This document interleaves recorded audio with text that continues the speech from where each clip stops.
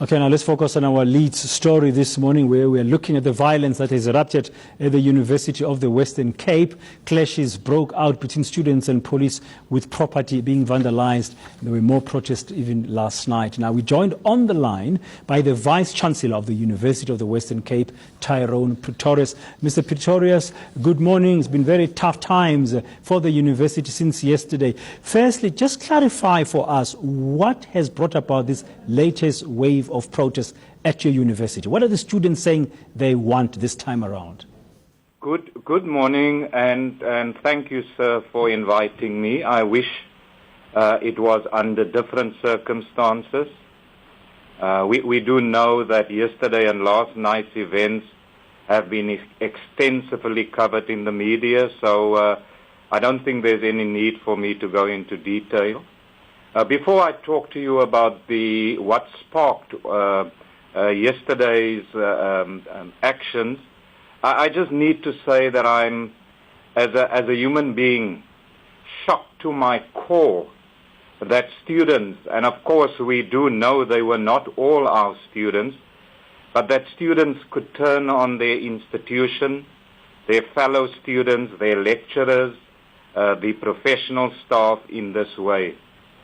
I must say again, as an institution, we cannot begin to describe the deep empathy we feel for parents and students that have been traumatized by this and whose lives have been disrupted and put on hold.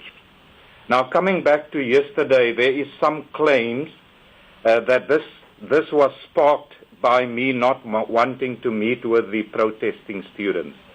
I wish to categorically say that that is patently untrue. In fact, after 2 weeks, 2.5 weeks, the only outstanding issue is their insistence that we write off historical debt to the amount of 270 million. And that furthermore, that we use our meager investment for that purpose. Clearly, the issue of the writing off of historical debt is not an institutional issue, but a national issue. On Monday, they demanded that the chair of council call a special council meeting to deal with this issue of the writing off of historical debt. The chair of council quite rightly responded that in the first instance, we have a scheduled council meeting within the next 2 weeks, and this matter will be tabled for discussion at council.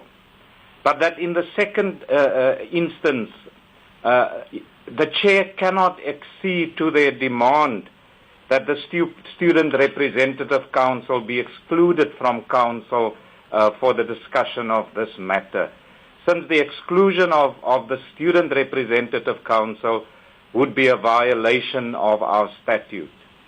And so a demand that is so unrealistic and that clearly is not an institutional issue alone must have another agenda, and I don't know what that agenda is. Mr. Pretorius, you say that it's not true that you don't want to meet with the students. Have you met the students recently at all? I can say that in the first week of the protest, we were desperately trying to get the protesting group to work with the SRC in having a student approach to management. That has not worked out in the first week, but last week we had a series of meetings, starting with a mass meeting starting with the SRC meeting with all of their structures on Monday, followed by a mass meeting on Tuesday, and then an 8-hour session between myself, the SRC, and the protesting group.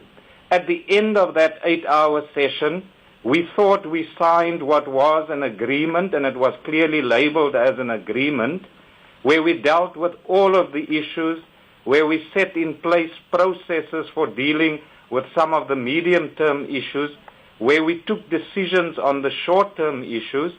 But then on the Wednesday morning, the protesting group issued a statement saying that, in fact, in their view, that was not an agreement, it was simply a record of the meeting. We met again on Thursday for another marathon session in which we clarified some of the direction moving forward. So I would have to say there has been engagement, but there's a sentiment that says you listen to us if you agree with us. If you don't agree with us, it means that you're not willing to listen to us. What kind of action will you be taking today? We understand there's been like 13 people arrested last night. One of our reporters was on campus yesterday when the police came into some of the residences to deal with the violence there. So what are you going to be doing now? First of all, I think the law must be allowed to take its course. The students will be appearing for a bail hearing this morning, and the law must be allowed to take its course. The rampage and the scenes of violence yesterday, the standoff with the police, cannot be condoned.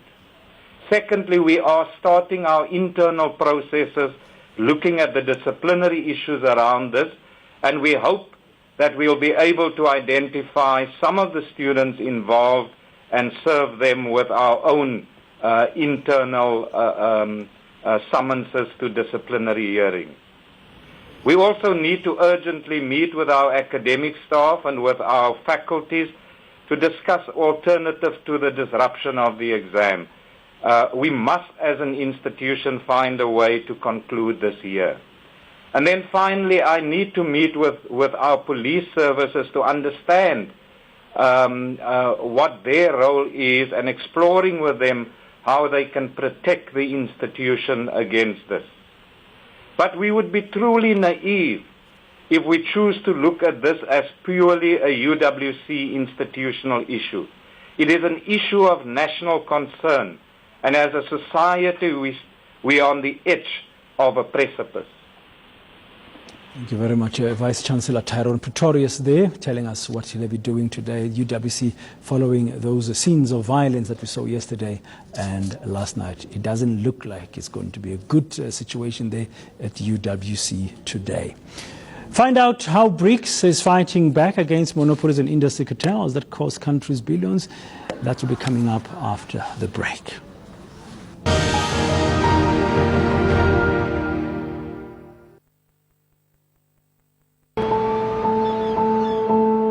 It was an ordinary winter's day. New York, it's sub-zero day, wind chill at -2. Cactus 1549, beautiful takeoff. I guess I had spent my whole life preparing for that moment. We had a bird strike. I applied everything I'd learned, everything I'd been trained to do. Hey, you need to return to LaGuardia. I had to bring calm to the situation. I made informed decisions. We're going to be in the Hudson. What did he say? He said he was going into the Hudson. I did what was necessary. I'm not a hero. I'm just a pilot who used 30 years of experience to do my job.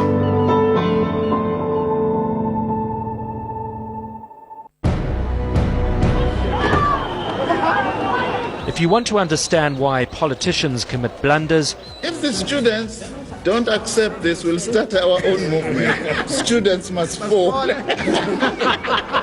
or why they don't act, please postpone the process today. Allow us to go back and discuss, and then we'll deal with issues from there, please. when the course of history changes, only now that when students are shutting down the campus, you want to tell us that no, in fact, let's go to Blade. Catch the Justice Factor with Justice Malala every Monday at 9:30.